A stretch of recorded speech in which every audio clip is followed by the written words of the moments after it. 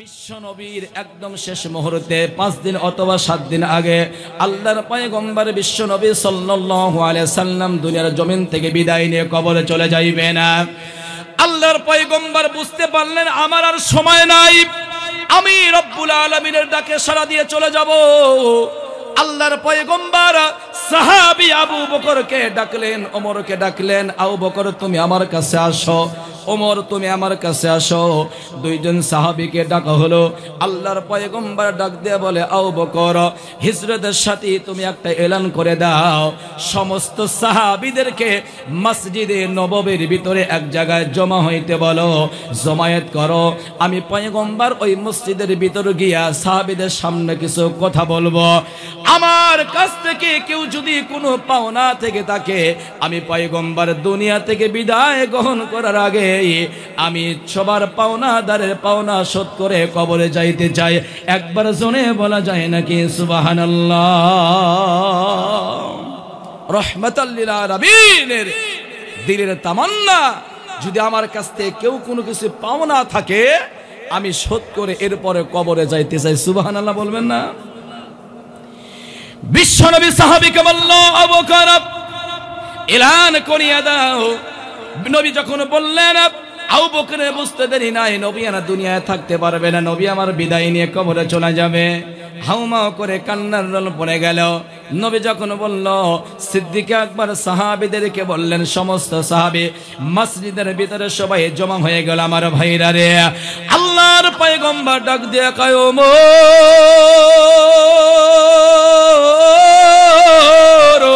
আমাকে সঙ্গে করে নিয়ে চলো, মসজিদের ভিতরে গিয়ে আমি নবী করজে হাসানা নিয়েছি অথবা কোনো পাওনা দাঁড়াছি, পাওনাটা শোধ করিয়া আমি কবর জগতে যাইতে চাই। আল্লাহর নবী আবু বকর কান্দে, ওমর কান্দে, সাহাবীরা সবাই কান্দে। আমার নবী তো নিজে একটু ভর দিয়া নিজের শক্তি দিয়া জমিনে পাটা রাখতে পারে না। আল্লাহর পয়গম্বর নিজে হামাগুড়ি নিজে একটু শক্তি দিয়া মসজিদে হেঁটে যাইবেন এরকম শক্তি আমার পয়গম্বরের ছিল না। আমার পয়গম্বর এতই অসুস্থ হয়ে গেল, এরপরে নবী আমার হাঁটতে পারে না, একা একা মসজিদে যাইতে পারে না। এরপরে নবী আমার ডাক দিয়ে আবু বকর বিছানা থেকে আমাকে উঠাও। দুইজন সাহাবী দুই কাদের ভিতরে হাতটা ঢুকাইয়া দাও, হাতটা ঢুকাইয়া আমাকে সুন্দর করিয়া ধরে মসজিদে নিয়ে যাও। নবীর ডান পাশে আবু বকর, বাম পাশে হযরত ওমর। নবীর দুই কাদের ভিতর দুইটা হাত দিয়ে আমার ভাইরা রে, এবার আবু বকর সিদ্দিক আর হযরত ওমর ফারুক আল্লাহর পয়গম্বরকে মসজিদের দিকে নিয়ে চলিয়া যায়। আমার ভাইরা, এ তারাশের যুবক বৃদ্ধ বাবারা শুনিয়া রাখো, বিশ্ব নবীর জীবনের ভিতরে বলা হয় নবীকে সাহাবীরা নিয়ে যায়। নবী তখন পর্যন্ত নিজের শক্তি দিয়া মাটিতে পাটা রাখতে পারে না। আমার আপনার মায়ের নবীর পাটা শেষরে যায়। সাহাবীরা মসজিদে নিয়ে গেল। আমার নয় মসজিদে যাওয়ার পরে সাহাবীদেরকে ডাক দিয়া কয়, রে সাহাবীরা, আমি নবীর কাছ থেকে তোমরা কোনো কিছু পাওনা আদার আসো কিনা, কোনো কিছু পাও কিনা আমার কাছে বলো, আমি পাওনা শোধ করে দেব। আমি হয়তো বা আর বেশি দিন দুনিয়ার জমিনের ভিতরে থাকবো না। আমার ভাইরা রে, অন্যান্য সাহাবীরা পাগলের মতো হয়ে হামাগুড়ি দিয়ে কান্না শুরু করে দিয়েছে। আমরা বরকতের পয়গম্বরকে হারিয়ে ফেলবো, নবী আমাদের কাছ থেকে বিদায় নিয়ে চলিয়া যাবি, এইটা ভাবিয়া যখন সবাই কান্নায় বিভোর হয়ে যায়, আল্লাহ একজন বান্দা নবীর সাহাবী দাঁড়াইয়া ডাক দিয়ে কয়, ইয়া রাসূলুল্লাহ, ইয়া হাবিবাল্লাহ, নবী গো, ও পয়গম্বর আমার জীবনটা আপনার জন্য কুরবানি করিয়া দিলাম। নবী আমি দাঁড়াইলাম, আপনি পাওনা শোধ করতে চান নবী, আমি দাঁড়াইলাম সাহস করিয়া, আমি আপনার কাছ থেকে 2টা দিরহাম পাওনা আছে, মেহেরবানি করে আপনি আমার পাওনা পরিশোধ করিয়া দেন। আমার ভাইরা রে, সাহাবী যখন ডাক দেখ কয় নবী গো, 2টা দিরহাম আমি আপনার কাছে পাওনা আছি, আপনি পরিশোধ করিয়া দেন। সব সাহাবীরা আশ্চর্য হয়, নবীর কাছ থেকে পাওনা পরিশোধ করতে চায়। নবী আমার ডাক দেয়া কয় আলী রে, ও আলী যাও ঘরের ভিতরে চলিয়া যাও, দেখো ফাতেমার ঘরের ভিতরে কয়েকটা দিরহাম আছে, ওই দিরহামগুলো নিয়ে আসো। দিরহামগুলো আলা হলো আল্লাহর পয়গম্বর এবার কয় সাহাবী 2 দিরহাম তুমি নিয়ে নাও। ও সাহাবীরা, আর কেউ কোনো কিছু আমার কাছ থেকে পাওনা আছে কিনা বলো। কোন সাহাবী যখন বলে না, সাহাবী বসিয়া পড়েছে। আল্লাহর পয়গম্বর মৃদু কণ্ঠে ডাক দেয়া কয় সাহাবীরা রে, ও সাহাবীরা, আমি হায়াতের জিন্দেগিতে কথার দ্বারা, হাতের দ্বারা, জবানের দ্বারা আমি তোমাদের কাউকে কোনো কষ্ট দিয়েছি কিনা, আমি তোমাদের আঘাত করেছি কিনা আমাকে বলো।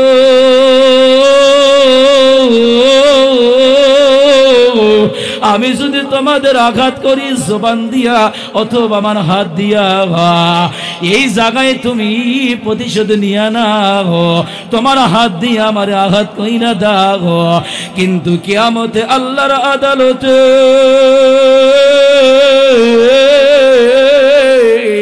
তুমি যদি আমারে মাফ না করো, আমার আল্লাহ মাফ করবে না, আল্লাহর আদালতে আমি আসামি হইয়া যাইব।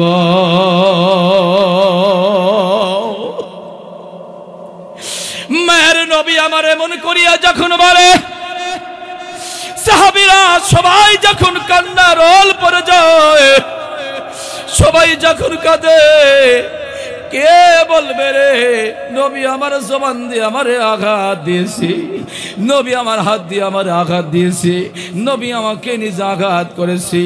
এ মুসলমান বাবারা, নবীর জীবনটা পড়িয়ে দেখেন। ছোট্ট আনাস নবীর খেদমতে চলে যায়। 1 দিন নয়, 2 দিন নয়, 10টা বছর নবীর খেদমতে আনাস থাকি। 10 বছর খেদমত করার পরে আনাসের মা ডাক দেখে, বাবা আনাস, 10 বছর হলো তুমি মুহাম্মাদের কাছে তুমি থাকো, মুহাম্মাদের সোহবতে থাকো, একটা দিনের জন্য কি মুহাম্মদ তোমাকে আঘাত দেয় নাই? কোথার মাধ্যমে? হাতের মাধ্যমে তোমাকে আঘাত দেয় নাই। আল্লাহর নবীর সাহাবী হযরত আনাস ডাক দিয়া কয়, আমার মা তুমি কি বলো? তুমি কার কথা বলো মা? 10টা বছর হলো আমি নবীর কাছে থাকি, একটা দিনের জন্য নবী আমার জবান দিয়ে তো দূরের কথা, হাত দিয়ে দূরের কথা, নবী আমার চোখটা রাঙ্গাইয়াও একটা দিনের জন্য আমাকে আঘাত দেয় না। সুবহানাল্লাহ বলে।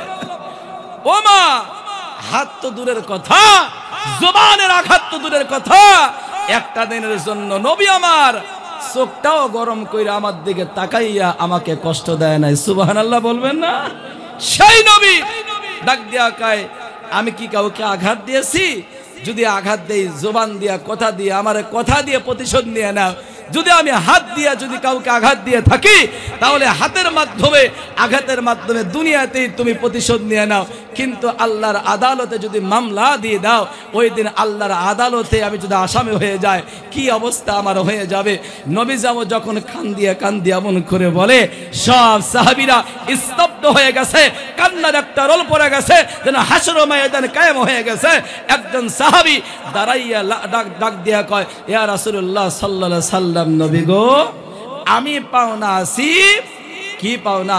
বলে, একটা চাবুকের আঘাত আপনি আমাকে করেছেন, একটা চাবুকের আঘাত আমি আপনাকে করতে চাই। এইটা শোনার পরে জীবিত সাহাবীরা বলেন, তো সহ্য করতে পারবে? কয়, রাসূল, আপনি আমাকে একদিন একটা চাবুকের আঘাত করেছেন, ওইটা আমি পাওনা আছি, আমি আমার হাত দিয়ে আপনাকে একটা চাবুকের আঘাত করতে চাই। এইটা শোনার পরে সব সাহাবীরা তো আর আশ্চর্য। আরে কয় কি, আমার রাসূল নিজে হাঁটিয়ে হাঁটিয়ে মসজিদে আসতে পারে না, এত অসুস্থ আমার নবী, নবী দুনিয়া থেকে চলে যাইবেন, আর ওই সাহাবী বলতেছে আমি একটা নিজের হাতে আপনাকে চাবুকের আঘাত লাগায় দেব। রাসূল ডাক দেয়া, কোন দিন তোমাকে আঘাত করছি? বলে, ওই যে যুদ্ধের ময়দানে আপনার সাথে ছিলাম, আপনি এভাবে করে চাবুক ঘুরাইতেছিলেন, হঠাৎ করে পিছনে এসে আমার পিঠে একটা চাবুকের আঘাত ওই দিন লেগে গেছে, আপনার হাতের চাবুকের আঘাত। রাসূল আপনি বলেছেন প্রতিশোধ, আপনি আমাকে আঘাত করেছেন, আপনাকে আমি আঘাত করে প্রতিশোধ নিয়ে নেব, বদলা নিয়ে নেব। রাসূল যখন শুনছেন সাহাবীরা গরম, রাসূল ডাক দেখে, আবু বকর আমার বিচার হচ্ছে, ওমর বিচার হচ্ছে আমার, তোমাদের গরম হওয়া যাবে না। আল্লাহু আকবার বলবেন না? মুসলমান ভাইরা রে আমার, যেই নবী হলো রাহমাতাল লিল আলামিন, যেই নবীর সুবহান সানা আমি আপনি জান্নাত পাওয়া সম্ভব হয়ে যাবে, যেই নবী উম্মতের জন্য কান্না করে আমার ভাইরা, ওই নবীকে আঘাত করতে চাই সাহাবীরা যেন আর সহ্য হয়ে গেল। আল্লাহর নবী ডাক দেয়া কয়, চাস্তমাই ফজল আর দেরি করবা না, চলিয়া যাও, গিয়ে দেখো ঘরের ভিতরে আমার হুজরাখানার ভিতরে একটা চাবুক সুন্দর করে লটকানা আছে, চাবুকটা নিয়ে আসো। বিশ্বনবীর চাচাতো ভাই ফজল দৌড়ে চলে গেলেন ঘরের ভিতরে, গিয়া নবীর হুজরাখানার ভিতরে একটা চাবুক ছিল, চাবুকটা আবার হাতে করে নিয়ে আসলো। আমার ভাইরা রে, সাহাবীকে ডাক দেয়া কয়, সাহাবী চাবুকটা তুমি নিয়ে নাও, একটা চাবুকের বিনিময়ে একটা চাবুকের আঘাত তুমি আমার দেহের ভিতর দিয়ে প্রতিশোধ নিয়ে নাও। আল্লাহর পয়গম্বর যখন চাবুকটা সাহাবীর হাতের ভিতরে দিয়ে দেয়, সাহাবী চাবুকটা হাতের ভিতরে নেওয়ার পরে ডাক দিয়া কয়, ইয়া রাসূলুল্লাহ, ইয়া হাবিবাল্লাহ, নবী গো,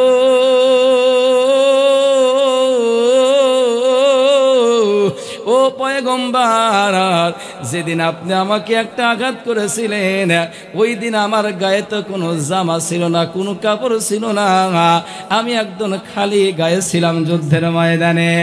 যদি বিনিময় করতে চান, আঘাতের বদলা দুনিয়াতেই দিতে চান, তাহলে আপনার গা থেকে কাপড়গুলো খোলা লাগবে। কাপড় অবস্থায় যদি আমি চাবুকের আঘাত লাগাই, চাবুকের আঘাতের বিনিময়ে আঘাত হবে না। আমার ভাইরা রে, সাহাবীরা আরো যেন পাগলের পার হয়ে গেল। যেই নবী আমার রাহমাতাল লিল আলামিন, উম্মতের জন্য দিও না, ওই নবীর জন্য আমরা সবাই পাগল। জঙ্গলের হিংস্র প্রাণীগুলো নবীর জন্য পাগল। আমার ভাইরা রে, এ মুসলমান হয়তো বা আমার সময় একদম শেষ পর্যায়ে চলে আসলো, আর মাত্র আমার ভাইরা রে 5 থেকে 7টা মিনিটের পরে আমি বিদায় নিয়ে চলে যাব। আল্লাহর গোলামেরা, যেই বিষয়টা বলতেছিলাম, আমার আজকের বায়ানের কিন্তু মূল মাকসুদ হলো ইমানদার হওয়া লাগবে কার কাছে। আর ইমানদার যদি হতে চাই, এই গুণগুলো মাস্ট বি আপনাকে আমাকে অর্জন করা লাগবে। এই গুণগুলো অর্জন না করে যদি বলে আমি মুমিন, তাহলে ধোঁকাবাজি ছাড়া আর কিছুই নয়। আল্লাহ দুনিয়ার মানুষের কাছে আপনি চাপাওয়ালা হতে পারবেন, আপনি মুসলমান হিসেবে পরিচয় দিতে পারবেন, ইমানদার হিসেবে পরিচয় দিতে পারবেন, কিন্তু আল্লাহর আদালতে, আল্লাহর দরবারে আপনি কখনো কোনো অবস্থাতেই মুমিন হিসেবে বিবেচিত হতে পারেন না। আওয়াজ করে কথা বলেন, ঠিক কিনা? আমার ভাইরা, সব সাহাবীরা পাগল পার, নবীর খালি গায়ে আঘাত লাগায় দিবে। রাসূল কয়, এটা কিন্তু আমার বিচার হচ্ছে। মারহাবা বলেন, মারহাবা বলেন। এ বিচার তো আমার বিচার হচ্ছে। আবু বকর, ও মোর বিচার তো আমার, তোমরা টেনশন করিও না। আমার ভাইরা রে, আল্লাহর রাসূল গা থেকে কাপড়টা খুলে নিয়েছেন। মারহাবা বলেন, আবার বলেন মারহাবা। যখন না কাপড়টা খুলে নিছে, সাহাবী তো প্রস্তুত চাবুক নিয়ে আল্লাহর রাসূলের দেহের ভিতরে চাবুকের আঘাত লাগায় দিবে। সাহাবীরা চিন্তা করে, সত্যি কি রাসূলকে মারবে? সত্যি কি আমার রাসূলকে মারা হবে? সত্যি কি মারবে? সব সাহাবীরা যখনই তাকায় আছে, আল্লাহর বান্দা নবীর সাহাবী চাবুকটা হাতে লইয়া, রাসূল যখন না কাপড়টা খুলেছেন গা থেকে, সাহাবী চাবুক নিয়ে একটা দৌড় দিয়ে পিছনে চলে এসেছে। সাহাবীরা চিন্তা করতে, রাসূলের পিছনে মনে আঘাত লাগায় দিবে। সাহাবী পিছনে আসিয়া রাসূলকে আঘাত না কইরা মোহরে নবুয়তের ভিতরে নিজের জিহ্বা মোবারক দিয়ে একটা চুমা লাগায় দিছে। সুবহানাল্লাহ জোরে বলেন।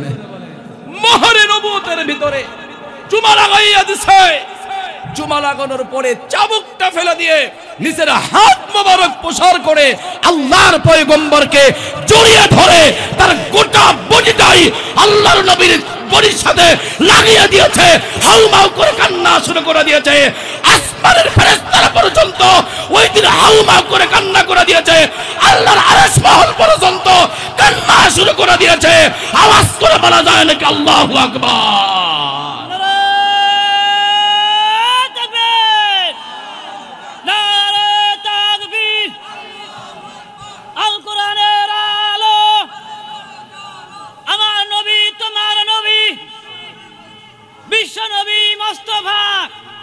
আমার ভাইরা, কি কৌশল করলো সাহাবী, এমন একটা জায়গায় চুমা লাগায় দিছে, মোহরে নবুয়তের ভিতরে যেই জায়গায় চুমা লাগাইছে কঠিন জাহান্নাম হারাম হয়ে গেছে। সুবহানাল্লাহ বলে। রাসূলের একদম খালি দেহ মোবারক জোড়া ধরছেন, কান্না শুরু করছেন। রাসূলের সামনে নিয়ে কয়, মোহরে নবুয়তে চুমা দিলি তো জাহান্নাম তো হারাম হইছেই, তা আমারে একদম ধরে এভাবে ধরলি যে গোটা দেহ আমার দেহের সাথে লাগাইলে, কারণটা কি সাহাবী বল না? সাহাবী ডাক দেয়া কয়, যেদিন মার খাইছিলাম ওই দিন থেকে তামান্না কিভাবে আপনার মোহরে নবুয়তে চুমা লাগাইতে পারি। দিলাম কলিজা ঠান্ডা, আরো ঠান্ডা বানাইলাম, এমন একজন মানুষের দেহের সাথে আমার দেহটা লাগাইলাম, আজকে থেকে আমার প্রমাণ হয়ে গেল নবীর দেহের সাথে আমার দেহ লাগার কারণে আল্লাহ তাআলা কঠিন জাহান্নাম থেকে আমাকে নাজাত করিয়া দিল। আওয়াজ করে বলেন সুবহানাল্লাহ। আমার ভাইরা, ওই নবীর সাহাবীদের দিলের কি তামান্না ছিল, আর আজকে আমি আর আপনি কি করি? আমার বন্ধুরা, এই ঘটনা বলা মাকসুদ ছিল না আমার। এখান থেকে দুইটা বিষয় শিক্ষা নিয়ে নেওয়ার জন্য আমি বললাম। এক নাম্বার মাকসুদ হলো, নবী মৃত্যুবরণ করার আগেই, কবরে যাওয়ার আগেই সমস্ত মানুষকে ডেকে কয়, আমার কাছে কোনো তোমরা পাওনাদার আছো কিনা, কিছু পাও কিনা আমার কাছে বলো, আমি তোমাদের পাওনা পরিশোধ করে মাটির কবরে যেতে চাই। আল্লাহু আকবার বলেন। ঋণ নিয়ে কবরে যাব না, আমি ঋণ রেখে কবরে যাব না। দুই নাম্বার এখানে শিক্ষণীয় বিষয় হলো, আমার রাসূল বলে, যদি কাউকে আঘাত করে থাকি, আঘাতের বদলা দুনিয়াতে আঘাতের মাধ্যমে দিয়ে দাও, কিয়ামতের ময়দানে আল্লাহর আদালতে যদি মামলা করো, ওই দিন আসামি আমি হতে পারবো না, ওই সাহস তো আমার নাই। মুসলমান বাবারা, আমরা তো কত হরহামেশে মানুষের কাছ থেকে লেনদেন করি, মানুষকে ফাঁকি দেই, অর্থের মাধ্যমে, টাকার মাধ্যমে, জমি জমার মাধ্যমে, কত কিছুর মাধ্যমে ফাঁকি দেই। এমন স্বভাব আমাদের আছে না নাই? আওয়াজ করে কথা বলেন, আছে না নাই? ঋণ নিয়ে কবরে যায়, সন্তানরা বাবার লাশ সামনে নিয়ে বলে, আমার বাবার কাছ থেকে যদি কোনো কিছু পাওনা থাকেন আল্লাহর রাস্তায় মাফ করে দিন, এমন বলে কি বলে না? আর যদি বড় কিছু হয় আমাদেরকে বইলেন। ওই যে বলল যদি পরক্ষণে যাওয়া যায়, বলে আমরা একটু চিন্তা করতেছি, দেখি ভাবতেছি কি করা যায়, বলে কি বলে না? যতই টাকাওয়ালা হোক না কেন, সন্তানরা ভাবে যে দেওয়া যায় কি যায় না, মিথ্যে বলতেছে নাকি সত্য বলতেছে। আমার ভাইরা, সব জায়গায় তো মাফ চাইলে মাফ হবে না। মুসলমান বাবারা, দ্বিতীয় বিষয়টা হলো, আমি আর আপনি হরহামেশে জবান দিয়ে কত মানুষকে তো আঘাত করি, বলি একটু ক্ষমতা আছে আমরা অশ্লীল ভাষায় গালি দেই। বাজারে যাই, রিস্কাওয়ালার সাথে একটু যদি এমন সময় হয়, রিস্কাওয়ালা 14 গোষ্ঠী আমরা কি করি, হ্যাঁ ডুবা দেই, হাসা দেই, এই করি সেই করি, জবান দিয়ে মানুষকে কাদাই, হাত দিয়ে মানুষকে আঘাত করি। আরে ভাই, অন্যর কথা কেন বলি? এমন তো যুবক আছেন পরিবারের, আব্বা আম্মার গায়ে পর্যন্ত হাত উঠায়।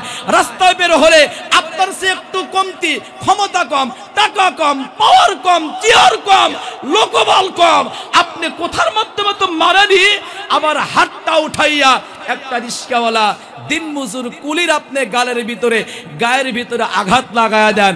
এমন স্বভাব আমাদের আছে না নাই? আওয়াজ করে বলেন, আছে না নাই? আল্লাহর কসম, আল্লাহর কসম, একবার দুইবার তিনবার খেয়ে বললাম, আপনি যে কুলিকে একটা থাপ্পড় মেরেছেন, চর মেরেছেন, লাঠি মেরেছেন, মনে রাখবেন ওই কুলি, ওই ভ্যানওয়ালা যদি আপনাকে মাফ না করে, আল্লাহর আদালতে মামলা হবে। ওই দিন কিন্তু ঘুষ দেওয়ার কায়দা থাকবে না, বিচারক কিন্তু আমার আল্লাহ। সুবহানাল্লাহ বলেন। সম্মানিত হাজিরিন, আমার রাসূল যদি বলে একটা মেরেছি, একটা আমার গায়ে আঘাত দিয়া প্রতিশোধ নিয়ে নাও, তাহলে আমি আপনি যদি এখান থেকে ভাবি, কোন মানুষটাকে আমি গালি দিয়েছি, কোন মানুষটাকে আমি মেরেছি, কোন মানুষটাকে লাথি মেরেছি, কোন মানুষটাকে চর মেরেছি, ওই মানুষের কাছে যদি আমি একা একা গিয়ে বলি, ভাই আপনাকে আমি মেরেছিলাম, আমাকে মাফ করে দেন, চাচারা তো আল্লাহর আদালতে আসামি হওয়া লাগবে, বলেন তো এই মানুষটা খুশি হয়ে মাফ করবে কি করবে না? দুনিয়াতে একটু ছোট হন, কিন্তু কিয়ামতে তো আল্লাহর আদালতে আসামি হওয়া লাগবে না? আমার ভাইরা, আল্লাহ তাআলা যেন আমাদেরকে আজকের আলোচনা থেকে বুঝে আমল করার মতো তৌফিক দেয়। জবান খুলে পড়েন আল্লাহুম্মা আমিন।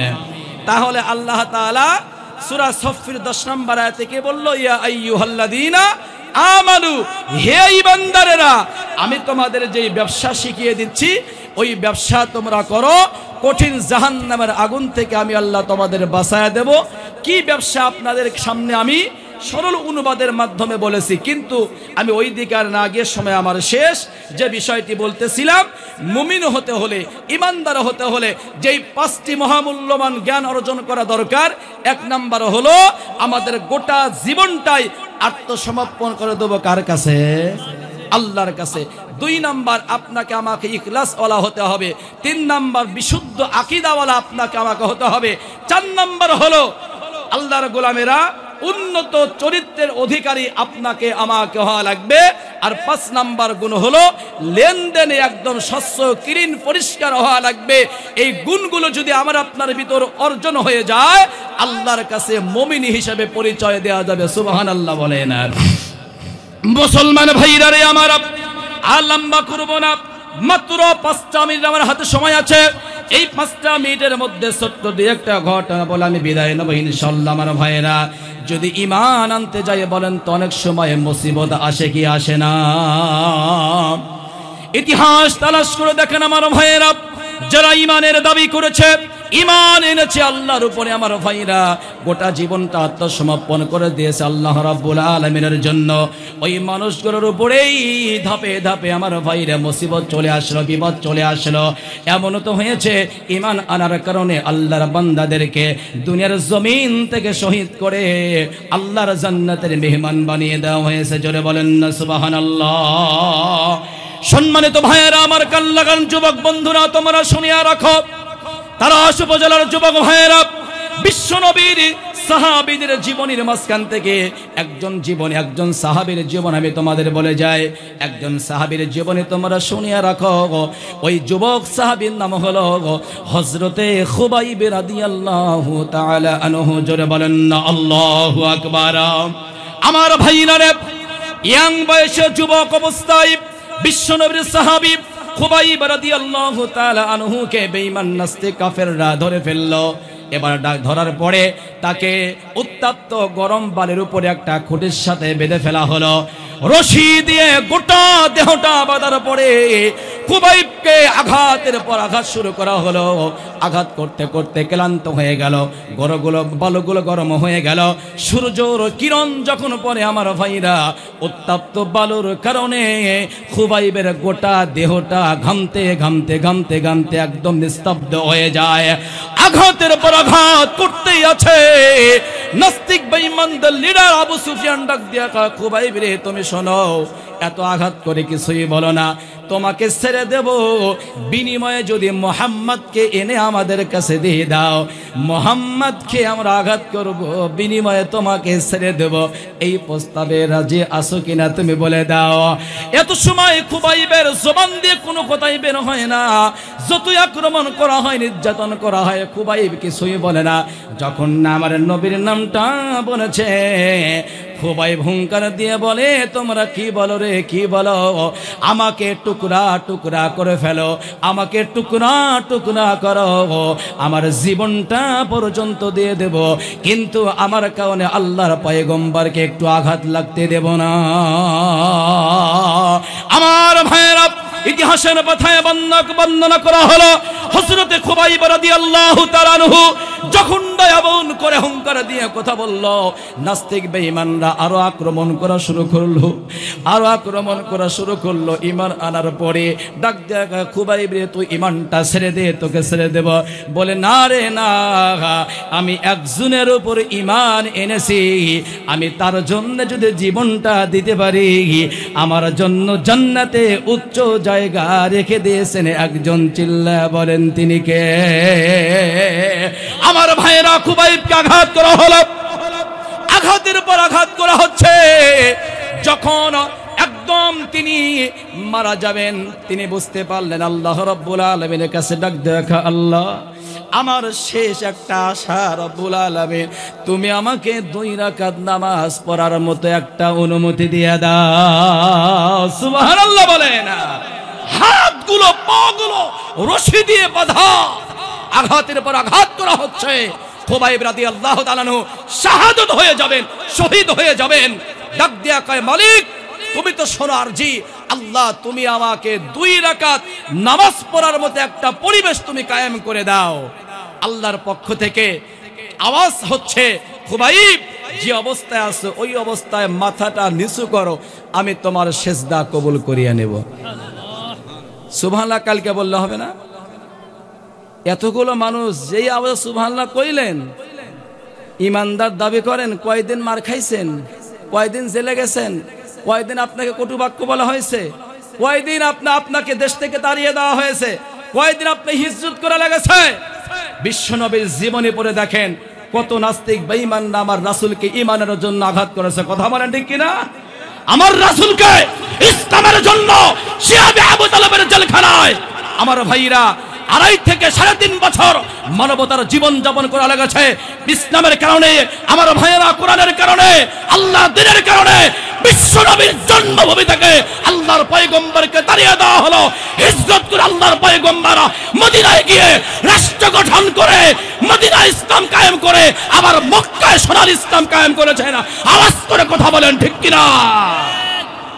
আমার রাসূল ইসলামের জন্য ঘর ছাড়ে, বাড়ি ছাড়ে, আঘাত খায়, মাথা ফেটে রক্ত পড়ে। এরপরও আমার রাসূল তো দিনের প্রচার বন্ধ করে না। আমি আর আপনি একটা দিনের জন্য মানুষের কাছে কটুবাক্য শুনি নাই, গালি শুনি নাই, আঘাতপ্রাপ্ত হই নাই। এরপরে খালি দোষ দেয়, হুজুররাই ভালো না, হুজুররাই খালি জেলে যায়। কথা কন না ঠিক কিনা?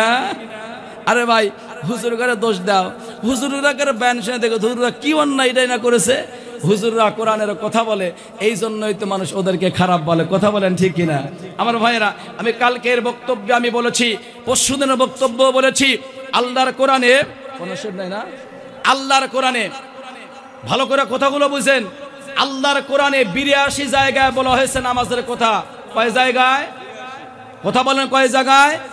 82 জায়গায় বলা হয়েছে নামাজের কথা।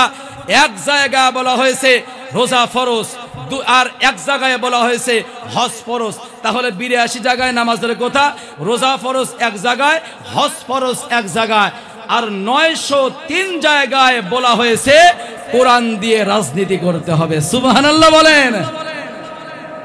82 জায়গায় নামাজ, রোজার কথা এক জায়গা, হজের কথা এক জায়গা, আর 903 জায়গায় আল্লাহ ডাইরেক্ট বলেছেন কোরআন দিয়ে রাজনীতি করবে। সুবহানাল্লাহ বললেন না? তাহলে 903 জায়গায় আল্লাহ নিজে বলেছেন কোরআন দিয়ে রাজনীতি কর। ওই কোরআন দিয়ে কথা বলতে গেলে শুধু অনেকে মনে করে হুজুর দোষ কইরা জেলে গেছে রাজনীতি কইরা, তাহলে আমাদের কথা কি সত্য হলো? সত্য হলো? যাই হোক, ওই দিকে যাব না। আমার প্রিয় ভাইয়েরা, যে বিষয়টি আপনাদের কাছে খুলাসা করতে চাই, যদি ইমানদার হয়ে থাকেন মাঝে মধ্যে আপনার উপর বিপদ আসবে, মুসিবত আসবে। আওয়াজ করে কথা বলেন ঠিক কিনা? কন্টুমায় পয়েন্ট ফিরে আসে আমার ভাইয়েরা, যেই বিষয়টি বলতেছিলাম, হযরত খুবাইব বলেন, ইয়া রাব্বুল আলামিন, আমার শেষ তামান্না হলো 2 রাকাত নামাজ পড়ার মতো আমাকে সুযোগ করে দাও। আল্লাহ রাব্বুল আলামিন বলে, খুবাইব রে, মাথাটা নিচু করে দাও, তোমার সাজদা আমি আল্লাহ রাব্বুল আলামিন কবুল করে নেব। সুবহানাল্লাহ। আল্লাহর নবীর সাহাবী খুবাইব এবার মাথাটা নিচু করলেন, কিবলার দিকে মাথাটা নিচু করেছে। আমার ভাইরা রে, নাস্তিক বেঈমানরা লক্ষ্য করলো খুবাইব মাথাটা নিচু করেছে, তার মানে হলো খুবাইব মনে হয় আল্লাহ রাব্বুল আলামিনকে সিজদা করে দেয়। এবার কি করলো, খুবাইবকে পশ্চিম দেখতে ঘুরাইয়া উত্তর দিকে করে দিল। তাদের চিন্তা হলো যাতে করে খুবাইব সিজদা করতে না পারে। আল্লাহর নবীর সাহাবী খুবাইব রাদিয়াল্লাহু তাআলা আনহু এবার তিনি মর্মাহত, আল্লাহ শেষ বেলায়, বিদায় বেলায় তোমাকে সিজদা করতে চাই না, নাস্তিক বেঈমানরা আমাকে সিজদাটাও করতে দেয় না, আমার এই কপালটা তোমার কুদরতে পায়ে লাগাইয়া দেব। তারা আমাকে কিবলার দিকে ঘুরাইয়া উত্তর দিকে করে দিল। আল্লাহর নবীর সাহাবী খুবাইবের প্রেমে যখন আল্লাহর প্রেম আর ভালোবাসা রব্বুল আলামিন সঙ্গে সঙ্গে ডাক দিয়া কয় ফাআইনামা তুওয়াল্লু ফাতাম্মা ওয়াজহুল্লাহ। আল্লাহু আকবার বলে না। আল্লাহ রাব্বুল আলামিন ডাক দিয়া কয় খুবাইব রে তুমি চিন্তা করিও না, ওরা মনে করেছে পশ্চিম দিক থেকে তোমার সিনাটা ঘুরাইলে তুমি সিজদা করতে পারবে না। খুবাইব রে যাও যাও, তোমার প্রেমে পাগল হইয়া আমি আল্লাহ আমার খানায় কাবাকে আমি উত্তর দিকে ঘুরাইয়া দিলাম। জোরে বলেন সুবহানাল্লাহ।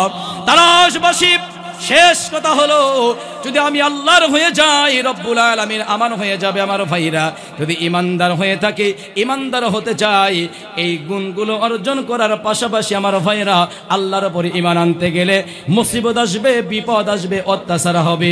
আল্লাহ রব্বুল আলামিন তার ডাক দিয়ে বলে দিয়েছেন ওয়া কানা হাক্কান আলাইনা নাসরুল মুমিনিন।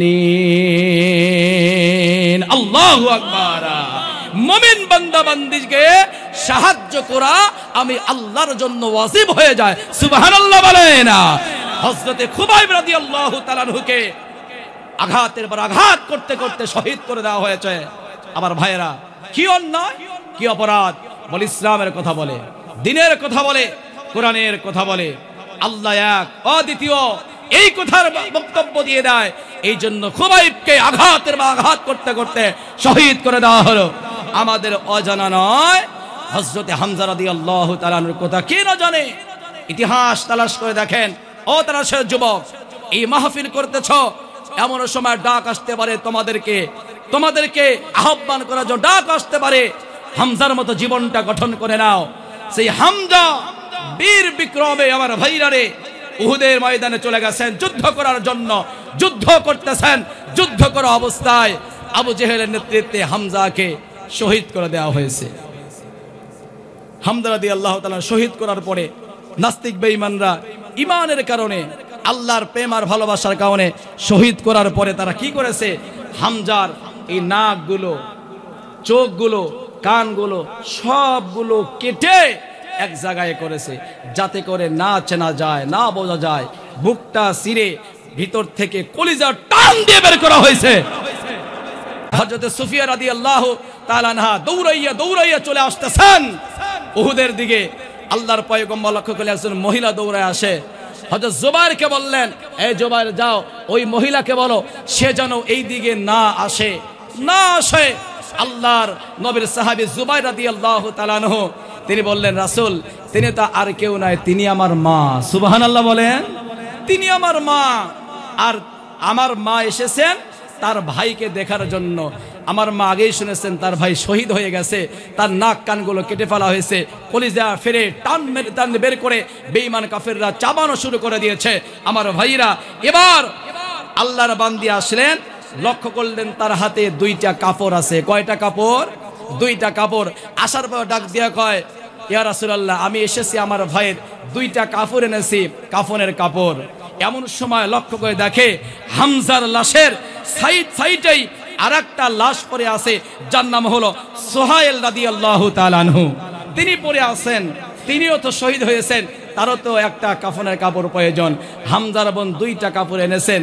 এবার রাসূল দুইটা কাপড় নেওয়ার পর চিন্তা করে লাশ দুইটা, কাপড়ও আছে দুইটা, হামজাকে দুইটা কাপড় দেওয়া যায় না। এবার রাসূল দেখে একটা বড় কাপড়, একটা ছোট কাপড়। সুবহানাল্লাহ বলেন। রাসূল চিন্তা করে হামজার বোন যেহেতু কাপড় এনেছে, কাপড়টা যদি বড়টা হামজাকে দেয় মানুষ মনে করবে বোন আনলো, এই জন্য বড় কাফনটা হামজাকে দিল, আর ছোটটা সুহাইল রাদিয়াল্লাহু তাআলাকে দেওয়া হলো। আল্লাহ রাসূল বললেন এখানে ইনসাফের বিচার করা হবে, আমরা লটারি করি, যার ভাগ্যে বড়টা হয় সেই কাপড়টা তাকেই দিয়ে দেওয়া হবে। সুবহানাল্লাহ বলে না। লটারি করা হলো। এবার দেখা গেল বড় কাপড়টা হামজার ভাগ্যে হলো না, বড় কাপড়টা সুহাইল রাদিয়াল্লাহু তাআলা আনহুর ভাগে পড়ে গেছে। আল্লাহু আকবার বলেন। বড়টা সুহাইলকে দেওয়া হলো, ছোটটা হামজাকে দেওয়া হলো। এবার কাফন পরাইতে গিয়ে সাহাবীরা দেখে পায়ের দিকে যদি ঢাকে মাথার দিকে ঢাকে না, মাথার দিকে ঢাকলে আর পায়ের দিকে আর ঢাকে না। আল্লাহ রাসূলকে বলবো, রাসূল ডাক দিয়া কয় মাথার দিকে দিয়ে সুন্দর করে মোড়ায় দাও। সুবহানাল্লাহ বলবেন না? সুবহানাল্লাহ, সুবহানাল্লাহ। আমার ভাইয়েরা, ইসলামের জন্য সাহাবীরা যুগে যুগে জীবনটা পর্যন্ত দিয়ে শহীদ হয়ে বাতিলের কাছে মাথা নত করে নাই, তাগুতের কাছে মাথা নত করে নাই। আমার ভাইরা আল্লাহকে সন্তুষ্টি করার জন্য জীবনটা বিলিয়ে দিয়ে আল্লাহর শহীদি পানি পান করে তারা কবরে চলে গেছেন। আমি আপনি যদি ঈমানদার হিসেবে আল্লাহর কাছে বিবেচিত হতে চাই, এই 5টা গুণ আমাকে আপনাকে অর্জন করা দরকার আছে না নাই?